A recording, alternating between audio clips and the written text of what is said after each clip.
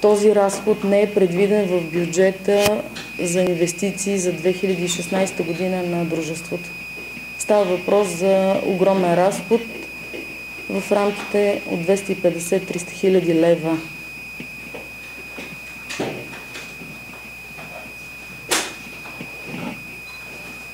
Защото имаше и такива въпроси, защо не вървиме към подмяна на трасето, а отстраняваме авариите. Именно за това, колеги. Защото са необходими огромни средства, с които дружеството не разполага. В смисъл такъв, ние ако тръгнем да ги правим, това значи, че другите 107 населени места, които обслужваме към момента, ще останат без никаква инвестиция. За съжаление, пак казвам, некачественото строителство и изпълнение на самия обект носи негативи.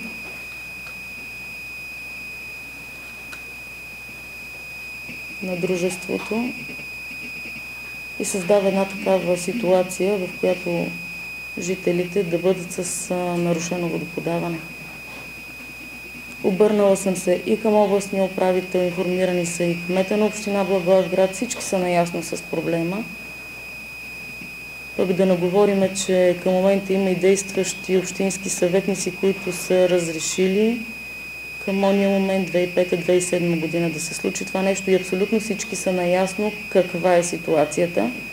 Отцепили сме района, защото, пак казвам, и сега съвсем с цялото си самосъзнание, риска, който е бил поет към ония момент, не го разбирам.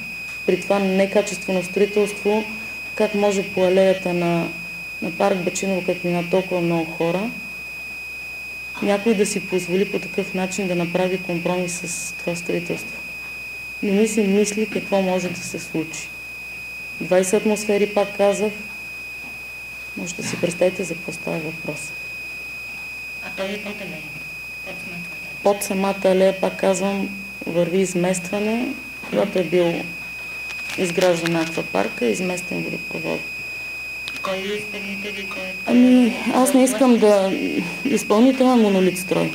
Фирмата Монолитстрой, може да се запознаете с документите в общината, разполагат с цялата документация, при нас е само съгласователна такава и разрешение за ползване. Имало е комисии, бил е прият този обект, но пак казвам, при направата на изкопите за отстраняване на аварията, това констатирахме. Не са спазени изискванията за полагане на такъв тип водопровод, такъв тип тръби. Какъв модел на цялото компромитиране? 200 метра. 200 метра, оттам нататък... Чакайте, аз ще обясня след това, защото наистина е така сериозна ситуацията и може би е най-добре да има яснота в това нещо. 200 метра е трасето, пак казах, аварийно дружество сме и отстраняваме само авариите. За да се подмени цялото трасе са необходими средства от порядъка на 250-300 хиляди лева. Заради това, че тръбите са с голям диаметър и с високо налягане. Обърнала съм се, защото преди малко споменах, информирани са кмет, областния управител, информирали сме и Министерството на регионалното развитие, нашия принципал, ресорния министър, всички са запознати.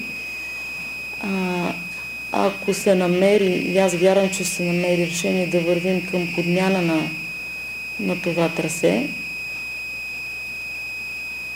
ще ви информираме допълнително, но това е най-правилното решение.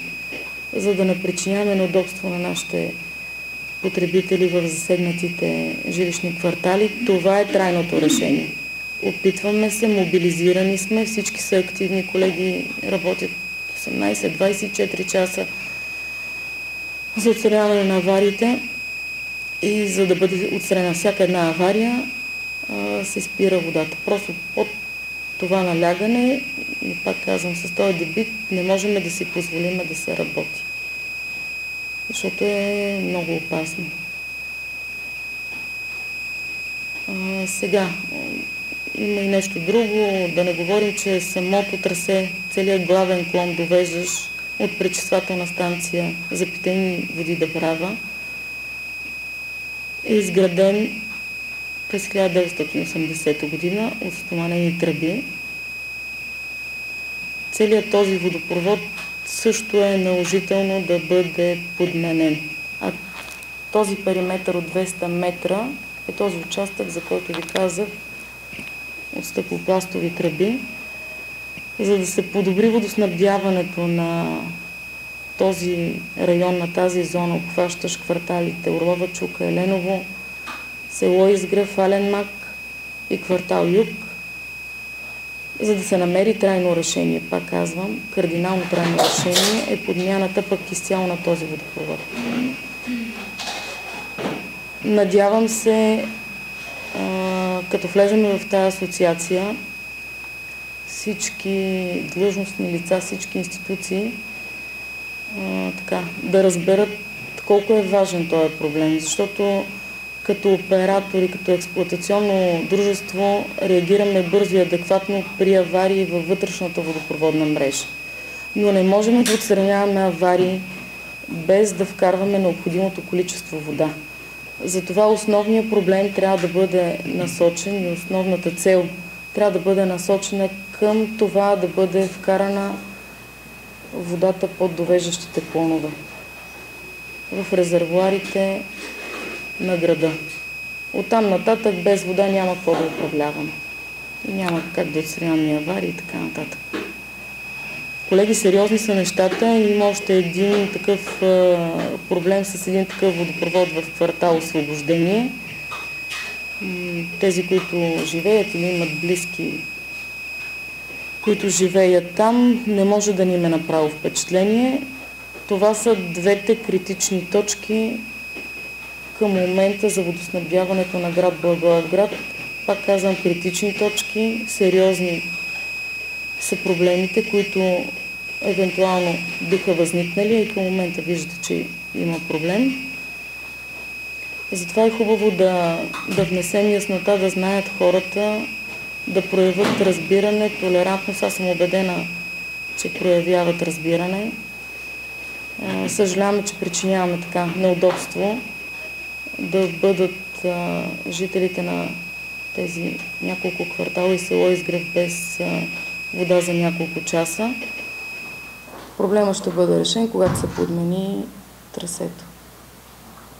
Пак казвам, запознати са всички институции и вярвам, че ще се намерят средства и трайно решение на създалата си ситуация.